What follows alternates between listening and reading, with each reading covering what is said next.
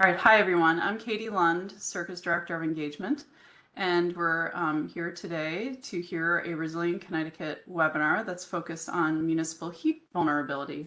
It probably is going to seem odd that we're having a webinar focused on heat when the cooler temperatures of fall are actually now here, but it wasn't long ago that we had warmer days that were consistently above 90 degrees and even a couple periods where it stayed that warm, and we had heat waves for a week here in Connecticut. So before we leave that summer season, we do want to have this opportunity for our research team to present some of the results from a heat study that they did in Norwalk and Danbury. And to do this, we have CIRCA's Assistant Director of Research, Dr. Yaprak Onat, on the line, and she's here to present that work. And then we also have the benefit of hearing how this research was used in the City of Norwalk for decision making and planning, and is being used to kind of do some future planning for heat vulnerability.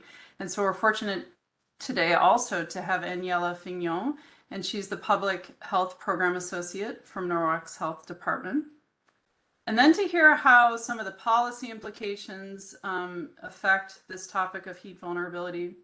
We can hear how zoning ordinances offer an opportunity to shape land use policy and help communities become more resilient to heat moving forward.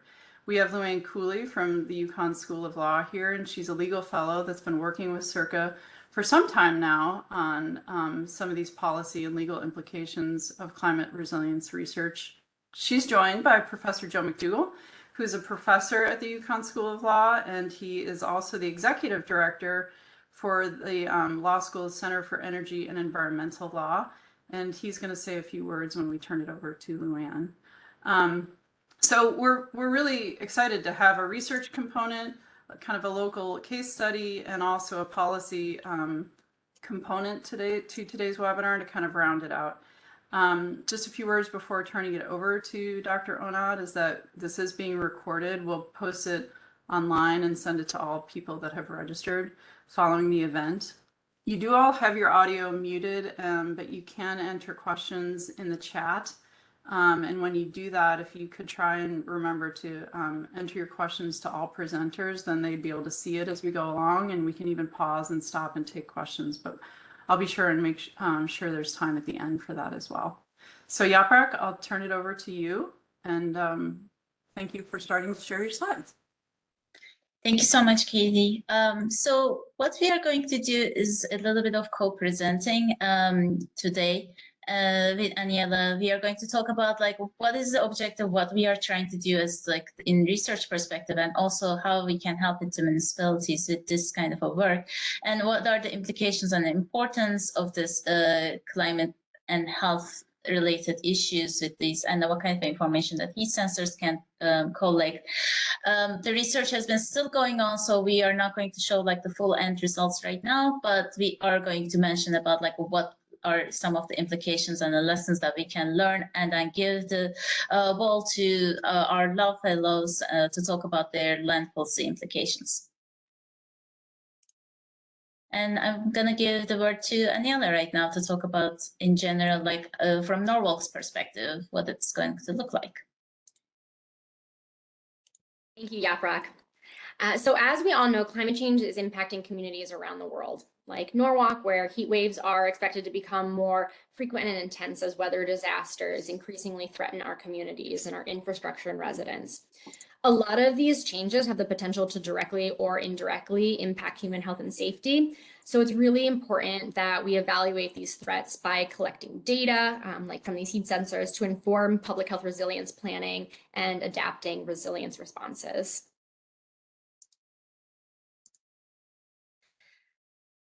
Since Mayor Rilling took office in 2013, climate change has been a top priority for the City of Norwalk. Mayor Rilling believes that the heat sensor project is important because extreme heat is a leading cause of climate vulnerability, and climate change is one of the greatest threats to our community and to our planet. So we have to do a lot of preparation now. Mayor Rilling also believes that the heat sensor initiative will help the city address climate change by informing our decisions related to public health and community planning. In particular, the data from this project is going to help the city to focus on the intersection of climate change, social inequities, and health, especially in our urban corridor where extreme heat is a real problem. These environmental factors affect people's health, and we want to look into this data and see ways that we can potentially address health inequities that disproportionately affect communities of color and low-income communities. So there are a lot of things that we need to do, to work on this, and this heat sensor project is really one of those things. Next slide, please. In 2020, the Yale Center on Climate Change and Health reported on 19 climate health indicators, which include trends in health impacts and environmental and climate conditions. And these indicators fall into 4 different buckets of types of indicators, which are air quality, infectious diseases, extreme events, and temperature, which is the bucket that we will be focusing on today. Next slide. So there are 5 indicators in the temperature bucket. The first is average annual temperatures. Average annual temperatures increased by 3 to 3.5 degrees Fahrenheit in each county in Connecticut in between 1895 and 2019. So we do see that kind of upward trend. Extreme heat days is the next indicator. And although the number of extreme heat days didn't really change significantly in any county since 1950 until 2018, we can definitely expect an increase in the number of extreme heat days just because of those trends that we're seeing. Frost days are another great indicator. So while we've seen the number of frost days decline in 4 counties in Connecticut, we have not yet seen that decline in Norwalk, but we are anticipating it again as a trend. Heat-related illness. Heat-related illnesses such as heat exhaustion or heat stroke happen when the body is not able to cool itself properly. And what happens is that heat stroke can actually damage the brain, other vital organs, and lead to death. So we're going to see an uptick in the number of emergency department visits and hospitalizations that are related to heat exposure. And unfortunately, because we're not used to these kinds of exposures to extreme heat in Connecticut, it's likely that we're actually going to see underreported numbers because people in hospitals are just not going to be able to anticipate or expect that heat stroke or exhaustion is contributing to some of the illness that we're seeing. And the last one is heat stress. So heat-related illness is disproportionately experienced by some populations, such as outdoor workers, like farm laborers, workers in the landscape and construction business, people who are experiencing homelessness, people who are ages 65 and older, and other people with immunocompromised systems. Next slide. So there are a number of resilience actions and recommendations from the Yale Center for Climate Change and Health. They delineate a 7-step kind of process. And the first is monitoring current conditions and project trends, which is what we are focusing on here. So the purpose of this project is to map and identify areas that are vulnerable to heat, extreme climate conditions, and to identify the contribution of the changes in heat to vulnerability. The data that we're going to use to model the differences between heat sensors is between the heat sensors that we've installed and satellite measured temperatures at airports. And to add to what Aniella has been mentioning about it, the reason that we are also doing this because there's less vegetation and more like construction related buildings and which are more emitting and absorbing heat in the cities. So we know that this is already creating a urban heat island effect, which is just like because of this absorption and emissivity, the heat is going to be trapped inside of the cities more compared to a rural area, which is going to be more like under effect of the winds or like have like more vegetation. So within this, like in the cities, we know that it is hotter, but we don't know within the cities which neighborhoods are emitting this more heat compared to others. So that's going to impact like how the planning perspective is looking like, how the neighborhood scale heat index is changing, and what kind of environmental conditions or landscape structures around in that city area, which is emitting more heat. And what kind of communities are there this burden, going through this burden, this extreme climate change conditions? So that's our aim, that we are trying to figure out and associate these different landscape variabilities, different like neighborhood statistics, and what kind of a heat stress within these towns, inside the town, so that we can make some meaningful sense and then identify what needs to be done for resilience. So if you've been following CIRCA's Resilient Connecticut project, we have completed a phase 2, which was more focused on vulnerability and vulnerability perspective. So we created a climate change vulnerability index for Fairfield and New Haven counties, which was focusing on flood, but also heat perspective too. The second version is going to be updated for the whole state by the end of this year, but it was looking for what are the stress, like heat stress that area was going through, and also interacting with like what are the ecological conditions or like building conditions or socioeconomic factors. But this information was based on the satellite images, the heat stress related information, because we were looking land surface temperatures. If you have had a chance to check it, we looked for different, you can see in this list, like what are the layers, and layers, what I mean, like the contributing factors that we've been looking for. The purple map shows like what are the exposure, which is related to maximum land surface temperature, impervious surfaces, and emissivity. And this is what Norwalk would look like. What you need to know here is the darker color shows like bad. So it is just like a more exposed to heat-related stresses versus what is the sensitivity looks like. It includes a socioeconomic layers and then building related information. And what is the adaptive capacity looks like in this map here, which you're going to see that the lighter color just means that it is less adaptive. So from these information, from looking at bird eye view, that we knew like Norwalk was already highly exposed, highly sensitive to heat-related issues. So that helped us to decide, like, let's move on with Norwalk also. And Danbury was also another pilot area that we realized that, okay, we would like to move our resources and approach. So I'm going to give Aniella to talk about a little bit more on like what we are recording and what are the implications on health too. Thank you. So the primary data that we're gathering from the heat sensors is really 3 kind of data points: temperature, relative humidity, and dew point. And while we're all pretty familiar with temperature and humidity, I just want to take a moment to explain what dew point is, because I didn't personally understand it when I started this work. So the dew point is the temperature that the air needs to be cooled to at a constant pressure in order to achieve relative humidity of 100%. And so basically at this point, this is when the air is so saturated with water that it can't hold it as humidity anymore, and it comes out in some sort of like precipitation form, like rain, fog, snow, et cetera, usually fog. And so the higher that the dew point rises, the greater amount of moisture is in the air. And this directly affects how comfortable it feels outside. So, you know, when we go outside and it feels super muggy and thick, that's because the dew point is really high and the air is really saturated with water. Next slide. So based on this data, what we can do is develop a better understanding of what kind of heat Norwalkers or whatever city you're in are experiencing at the ground level. We can use tools like the heat index in concert with this data to gauge the threat of discomfort or health risk due to heat. So keep in mind that these heat index values are actually devised for shady light wind conditions. And so exposure to full sunshine can increase these values by up to 15 degrees. So for example, sometimes a temperature that we wouldn't consider hot or extreme might be combined with a high rate of relative humidity, placing people at risk of a heat-related illness.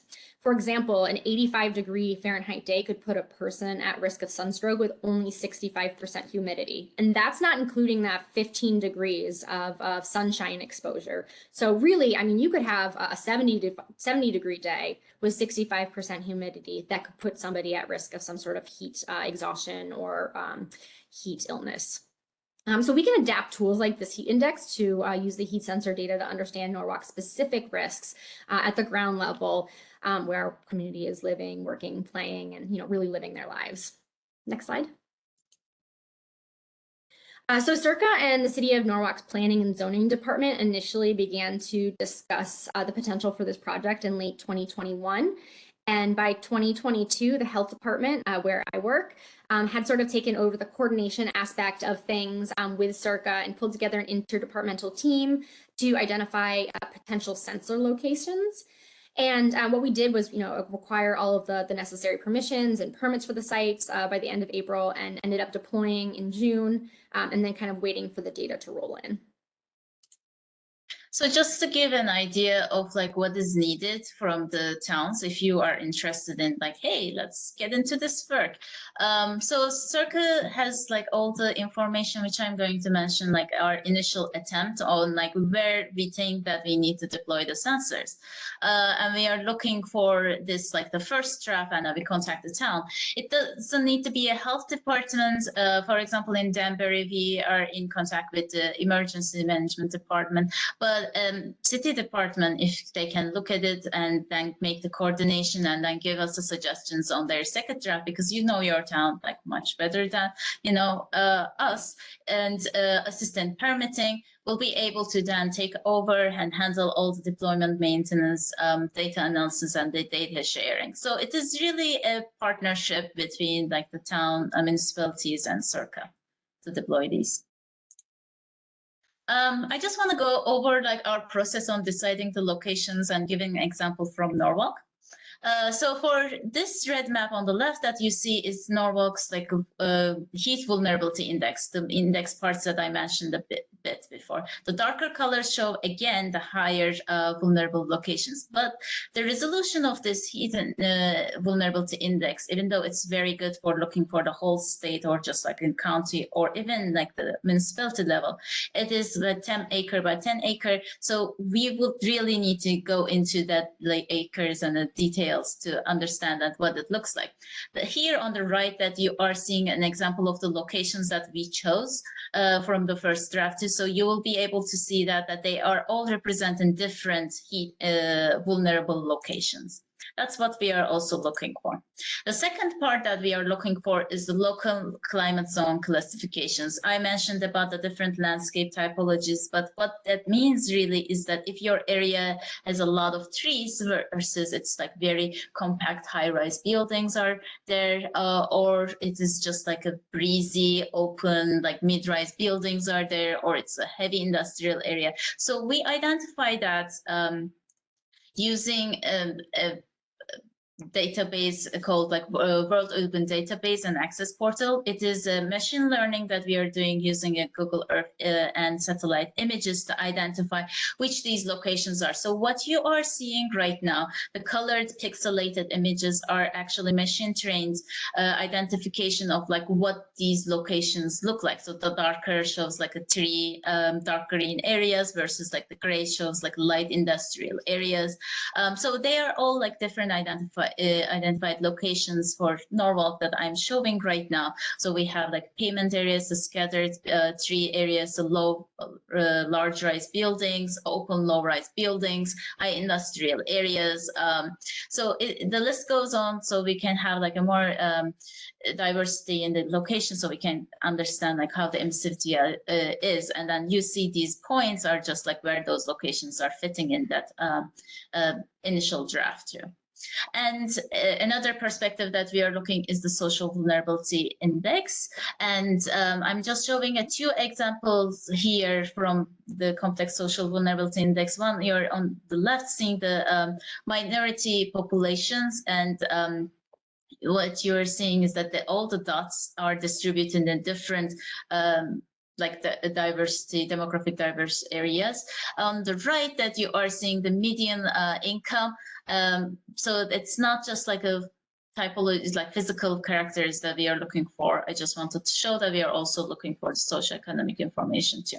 And what we are trying to do with these sensors to distribute them as randomly variable as possible, so that we can get a meaningful understanding of that.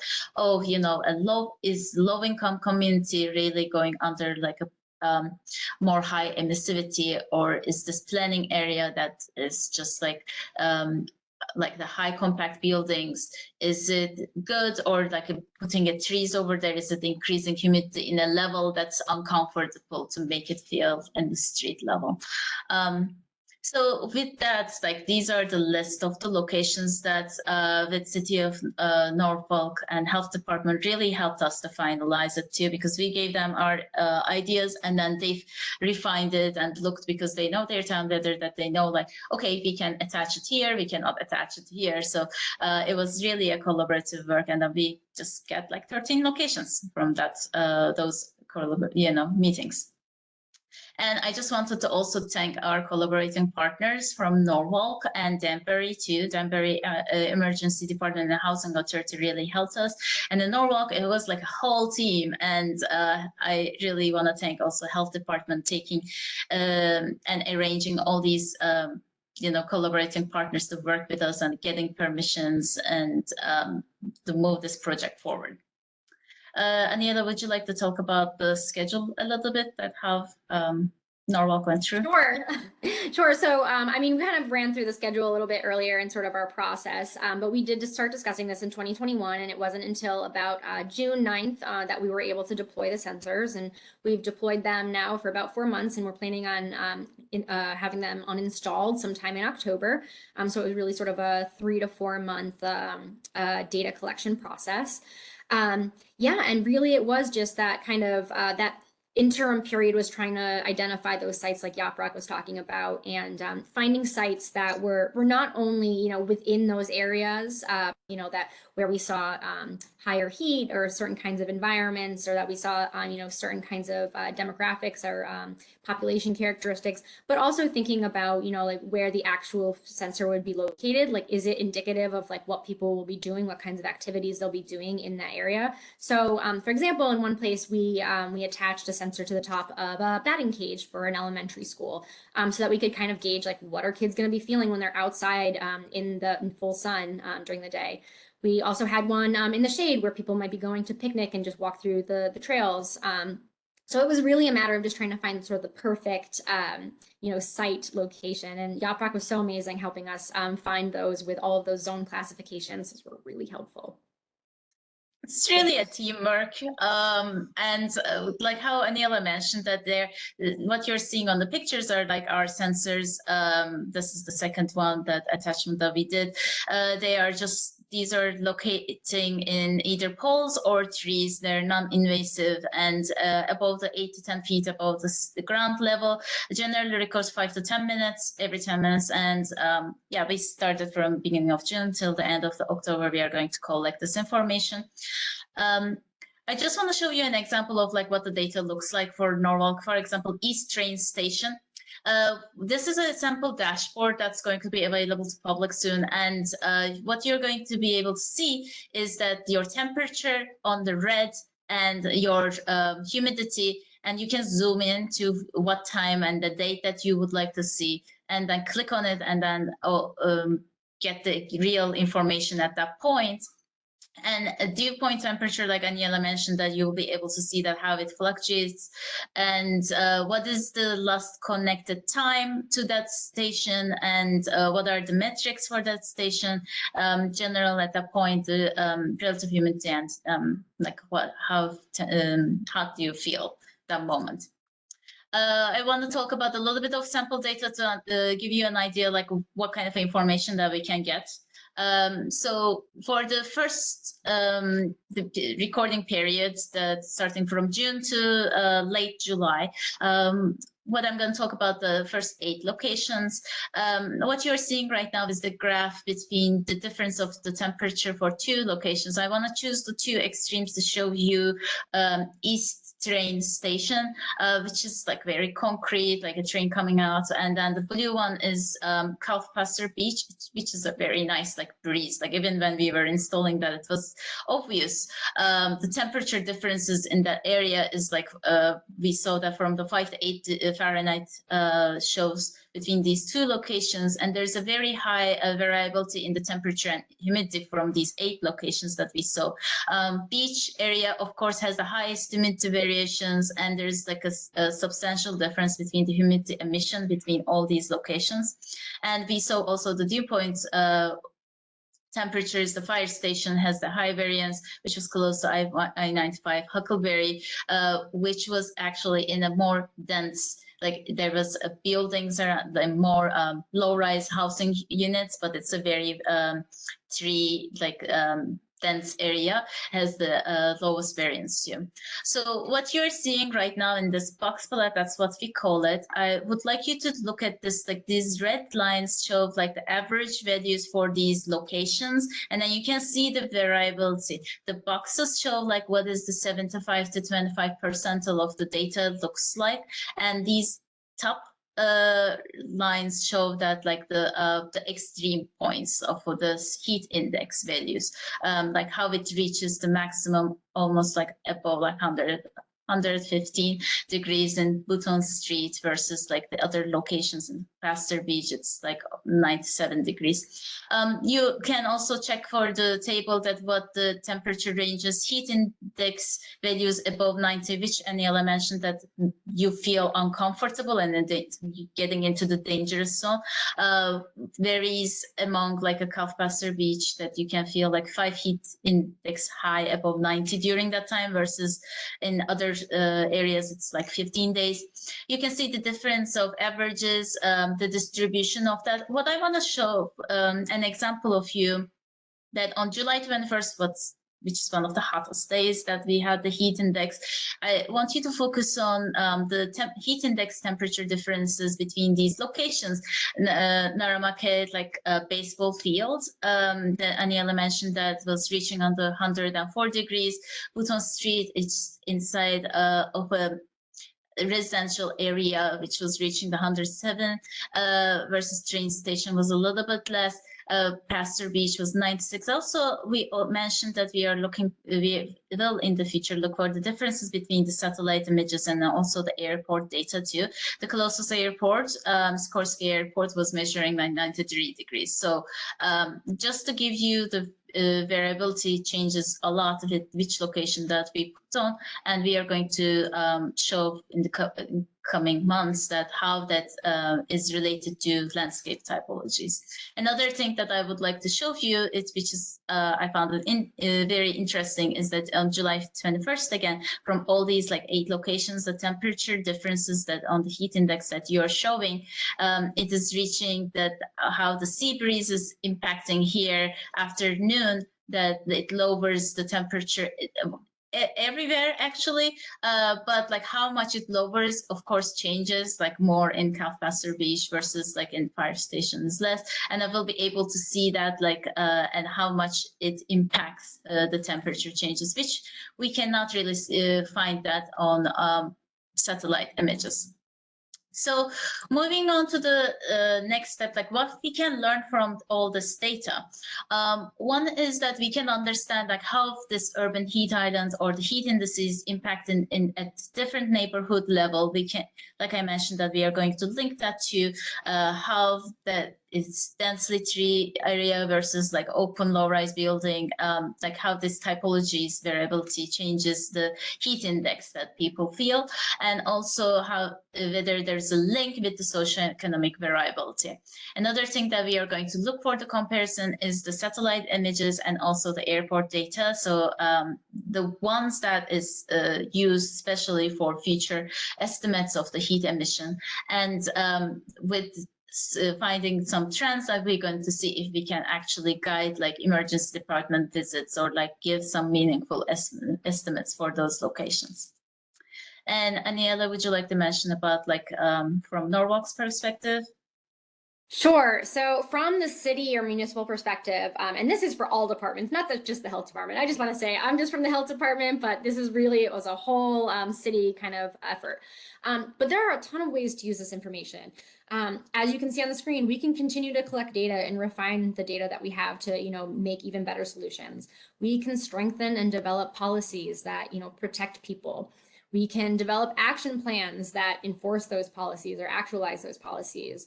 We can enhance existing programs and research resources or develop new ones. And we can do a lot of public education, which is really important to our city leadership, to community-based organizations, and directly to community members about, how to stay safe in extreme heat. Where is it safe to stay safe? And, how do you do that specifically in your city given this data? So those are the next steps from a municipal perspective.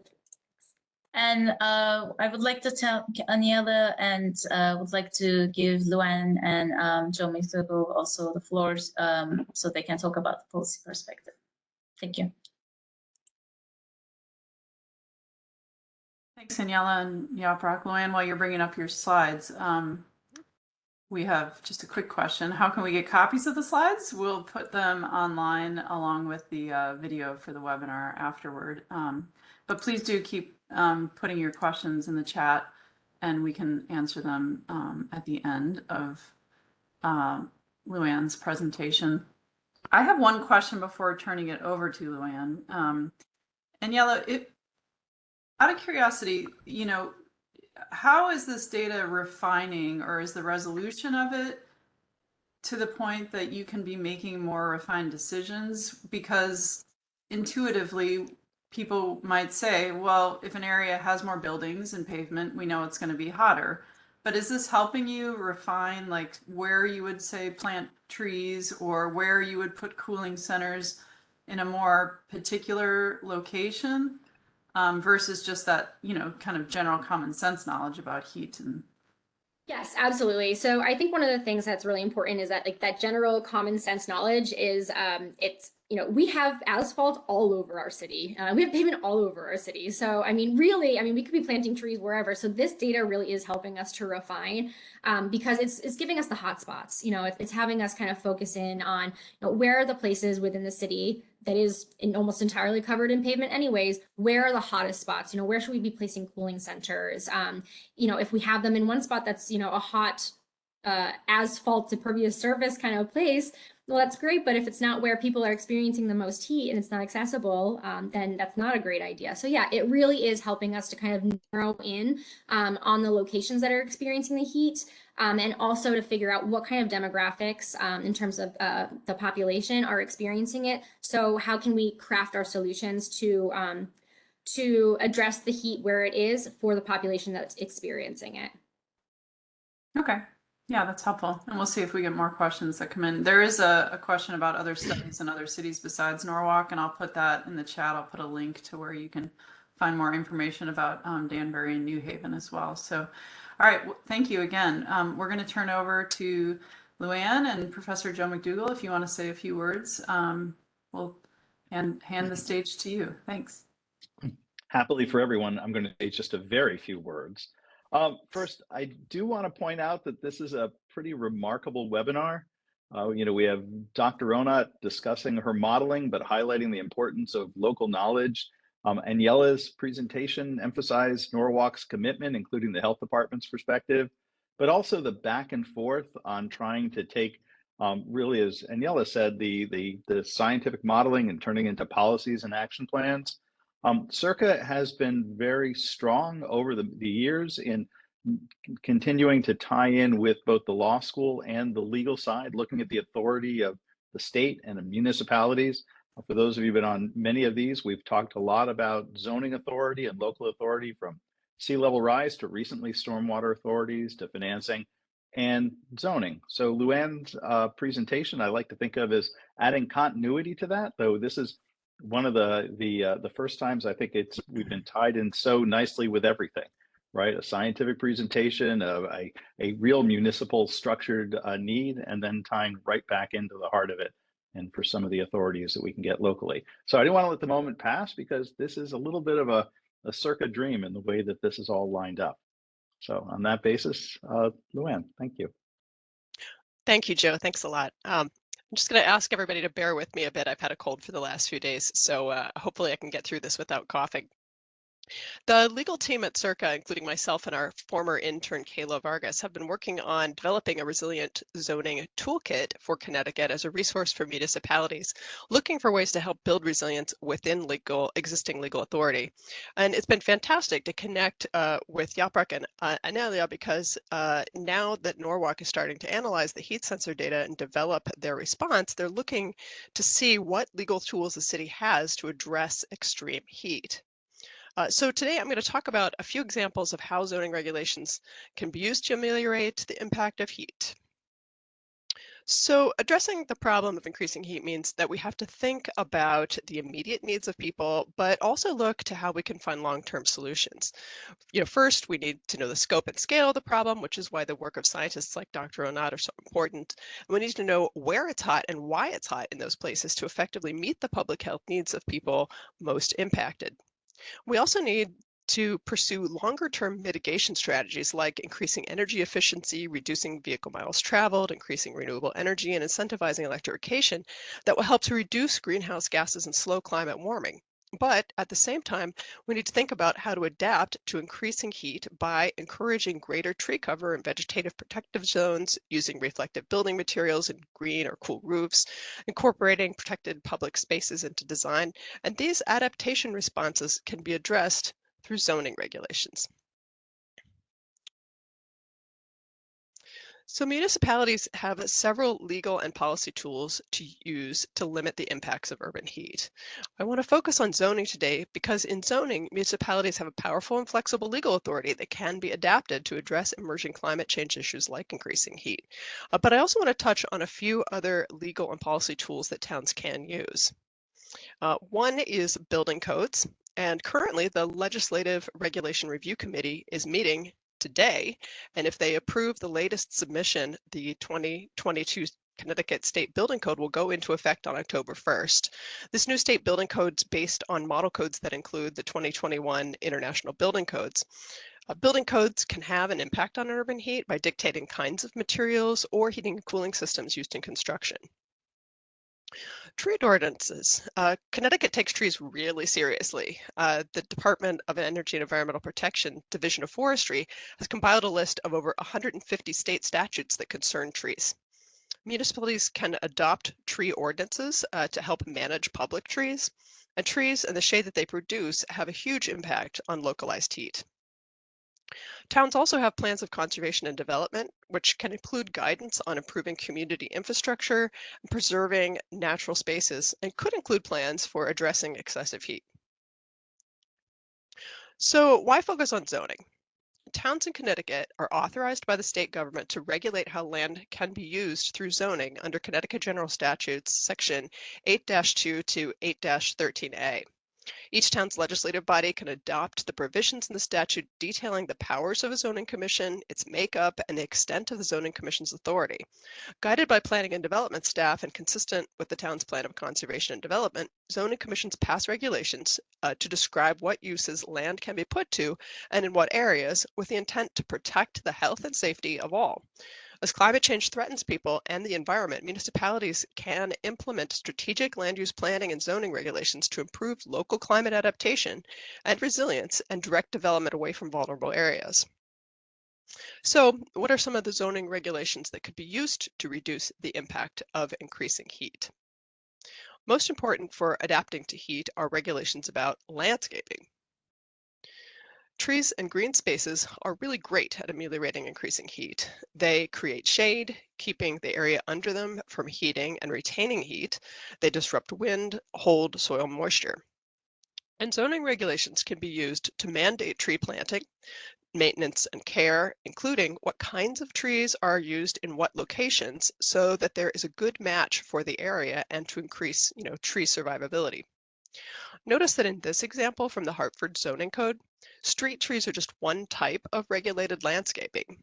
Requiring vegetated buffers on frontages and around waterways increases permeable surfaces, which can absorb excess rain in addition to providing more cool surface area. Another way that zoning can be used to address heating is through regulations on reflective surfaces. Reflective surfaces can help reduce heat of large impervious areas like rooftops or parking lots. A dark asphalt parking lot in the sun absorbs heat and reflects it back. Light-colored or reflective surfaces, on the other hand, do not absorb heat, so the surface areas around them don't get as hot. In this photo, the light-colored parking lot is 40% cooler than the dark side. The City of New Haven has adopted zoning regulations requiring any new site or expanded site with a half acre or more of impervious surface area, not including roofs, to be at least 50% shaded or to be constructed of a reflective material. And this applies to industrial and commercial zones, and also some housing areas. Also, of course, reflective roof materials could also be required directly through zoning regulations. So since roofing makes up a lot of surface area, the idea of green roofs as a heat reduction tool has been around for a long time. A low impact design green roof is one that's planted with vegetation that's usually low maintenance and drought resistance, and it serves to both reflect heat and insulate and can also absorb stormwater. UConn's Center for Land Use Education and Research has done some nice work on green roofs and produced education materials, including a very cool green infrastructure story map of UConn's Stores map campus with videos about a few of the many green roofs on UConn's buildings. The cost of green roofs can vary, and it's often prohibitive in residential properties, but it can make a lot of sense on municipal, industrial, or commercial buildings. And these, of course, are the largest roofs in any town. For this reason, cities like New Haven, Stamford, and Hartford have used the inclusion of a green roof as an incentive for a development bonus. The green roof in this picture, by the way, is from the Whitney Water Treatment Plant in New Haven, and it's the largest green roof in the state, covering 30,000 square feet, and it's above a water treatment plant. So it's a really interesting and innovative use of a green roof. Another idea to lessen the impact of heat is to have regulations about protecting public spaces from weather conditions. And this could be especially relevant for certain types of buildings like multifamily housing or mixed-use buildings or municipal buildings where people congregate and could find relief from heat. A certain amount of shading, either through trees or structures, could be required to serve as a development incentive, or design standards and guidelines could describe building forms with shared public areas. Public Act 2129 established a commission to create a statewide form-based model code. Form-based codes use design standards or guidelines to describe building characteristics based on a range of forms and materials and help to provide a policy statement of what is acceptable. Many towns already use design standards and guidelines in their zoning codes. Design standards could be another way of addressing the impact of heat by requiring certain types of materials or reflectivity of surfaces or tree placement or shading, or possibly for other design specifications that would help limit the impact of urban heat, like the placement of seasonal misting stations. Zoning is only one tool, and it's forward-looking. We make changes to zoning codes today, but the impact of those changes won't be felt immediately. But in combination with a broad response to the challenges of increasing heat, zoning can be a really powerful tool. Our climate is going to continue to warm, and we will need to continue to limit greenhouse gases and use all of the tools available to meet the immediate and long-term needs of people to adapt to increasing heat. Thank you.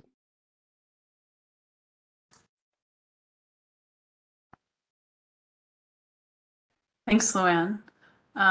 We did have a couple comments that came in about the idea of not just having trees, but native trees be a part of some of the thinking in this, particularly in certain climate areas, species that can handle new impacts, weather conditions, drought resilient species. I'm curious, did you encounter anything about drought resilient in particular related to this heat topic?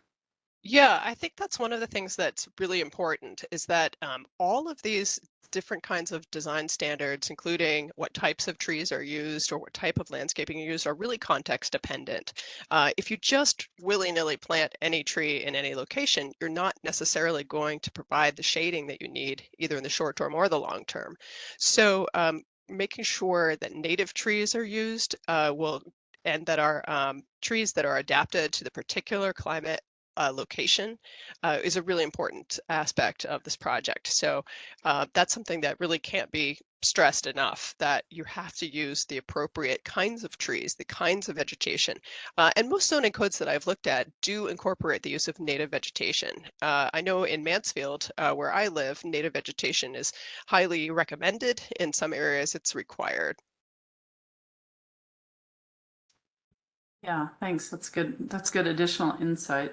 I think especially as communities are trying to figure out how to address this, now is the time to, and when you plant a tree, think about it before you actually decide what species and what types to be planting. So it's good to have that thinking on the table now.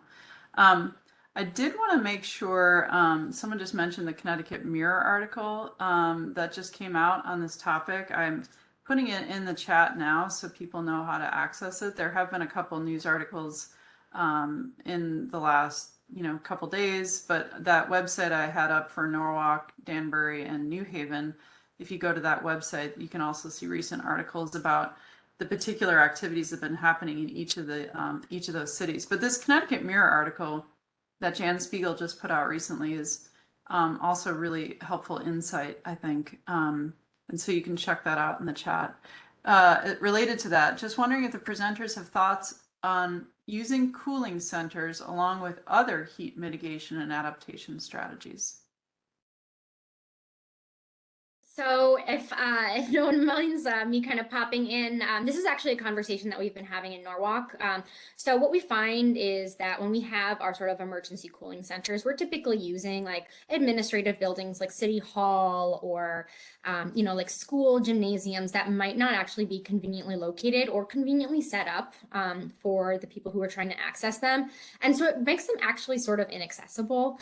No one who is feeling really hot and sweaty is going to want to go into City Hall where they're going to see their officials, and kind of just sit there for the entire day. So what we are thinking about doing is using this data to understand where the real hotspots are, so that we can actually develop cooling centers in the areas that are experiencing these extreme heat temperatures, and also thinking about how to sort of set up the cooling centers in a manner that's a little bit more accessible to the public, making it so that when you go into it's not just one big room where everybody's just standing. So thinking about things that actually make it useful and that people want to use, because unfortunately, as much as we want to have people kind of use their utilitarian perspective and say, okay, it's a hot day, I should go to the cooling center, they do have other priorities and needs. So thinking about those kinds of things. And then the other aspect is, using all the tools, just like Louanne was talking about, like zoning in terms of there are so many policy and program options. I mean, thinking about, if it's a hot day, instead of a cooling center, maybe little kids want to play in some sort of an urban water feature. Maybe that's a better idea than sticking them all in one big room with a bunch of adults. So yeah, I think it's really a matter of looking where those hotspots are, thinking about the population that is affected, and then developing the most appropriate tools or resources to respond.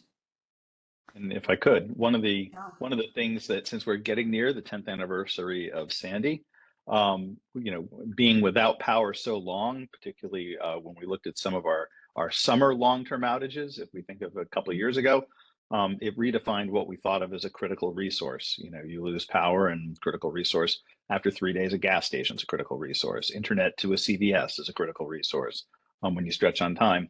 And trying to reconsider the cooling centers at times when we're without power is challenging, because that then automatically makes you think of the emergency centers, which have a slightly different function. So, working on the power for them, because that's when they typically tend to really need use.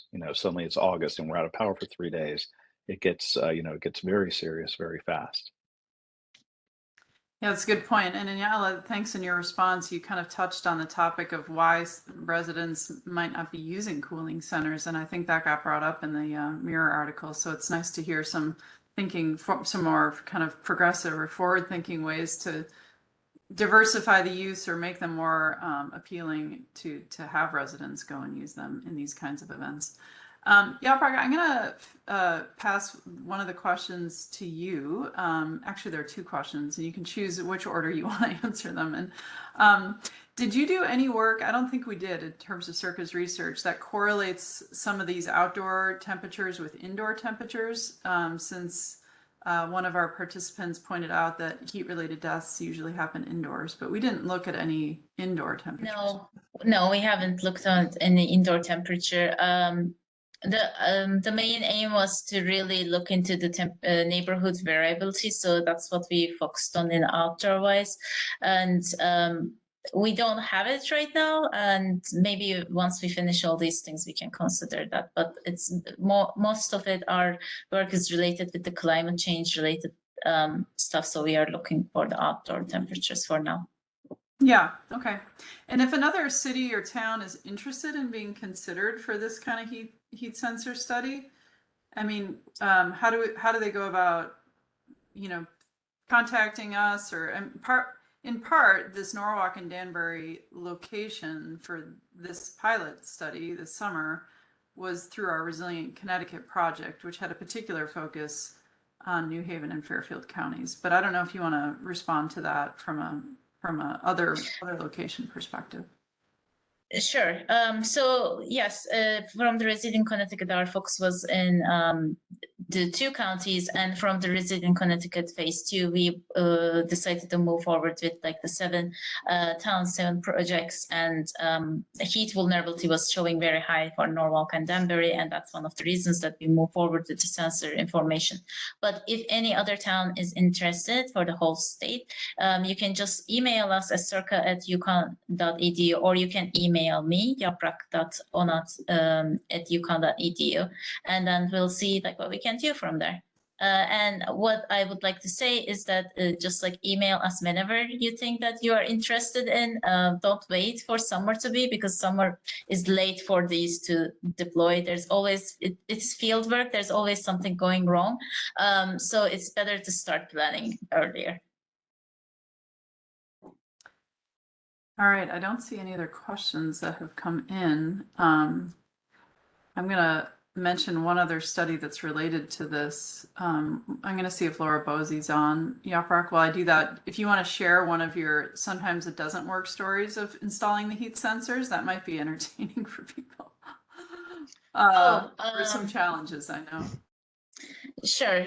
So one of the biggest challenges that we had this year is we wanted to deploy more high-tech sensors, which was connected to self-service. So it will be uploading immediately every day for every data. Before we had a bunch of Bluetooth sensors, which you need to be close to them to get the data. So since we are deploying them in different cities, we wanted to have this self-service availability so we can make the public dashboard online very fast and all those things. We ordered the sensors in March. They came in August. That's like one of the big bumps that we had. So we had to go through with the Bluetooth sensors first and then go back and change them. Like things can happen. Right now we have good enough sensors at home in our office.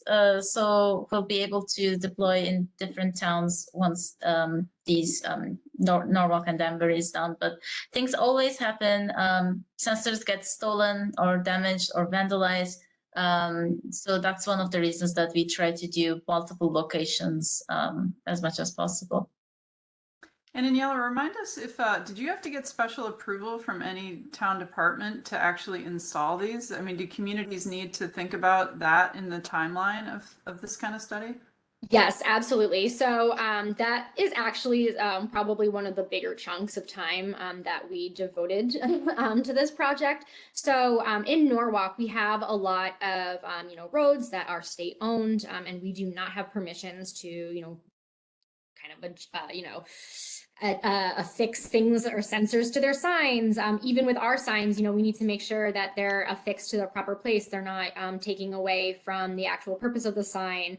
That they're not, visible or distracting. And then we also had a bunch that needed to go in somewhat private locations. So we had to work with Veolia, which is our water company, and the water authority to just to make sure that all of the sites were vetted. And then, we vetted every single site. Whoever we thought was the most appropriate person to talk to, we talked to them. We talked to our Parks and Rec about where to put sensors at the schools. And even when we were talking about, okay, where do we put it? Okay, on the soccer field. Well, where on the soccer field is it going to make sense? Because, you know, do we have, you know, parents who are going to be nervous about cameras or something like that? And like, do we need to do any kind of communications around that? And obviously it doesn't have a camera on it, but some people see a sensor and they're just like, oh my gosh, there's, you know, there's something tracking me. So yes, there was a lot of time that went into this, and every single location that we vetted and ended up putting a sensor on has permissions and in some cases, permits attached to it. Yeah, that's really helpful to know. I'm sure people that are on the line from different municipalities in terms of staff would find that interesting for sure. Before we close, I just wanted to mention one other product that CIRCA has been working in partnership with Dr. Laura Bosey, who is the director of programs for Yale Center on Climate Change and Health. She's not on the line right now, but Joanna Wozniak-Brown, who unfortunately left CIRCA just a couple weeks ago to move to a position in the Connecticut Office of Policy and Management at OPM.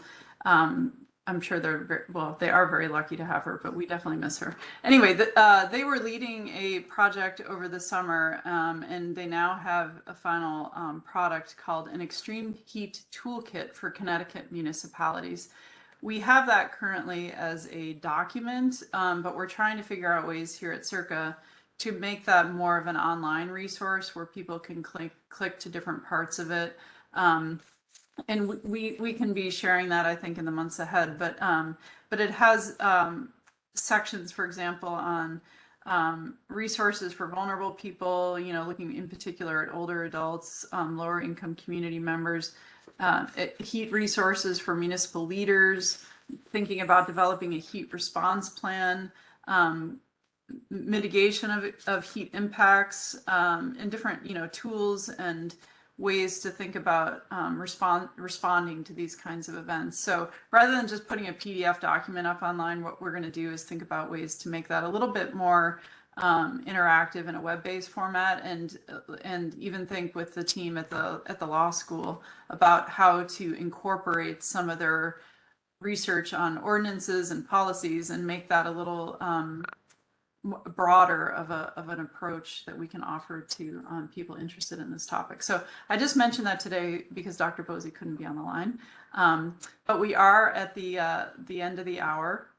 And so I definitely want to thank all of you as presenters today. It was great to have your time and to have this kind of co-presenting team approach to this webinar. I think it made it for a richer experience for hopefully people on the line. And for all of you who did join us, thank you for taking the time today to listen. We'll send a video link, and also the slides we'll post online and be in touch in the next few days with those. So thanks again, everyone. Have a good day. Bye. Thank you.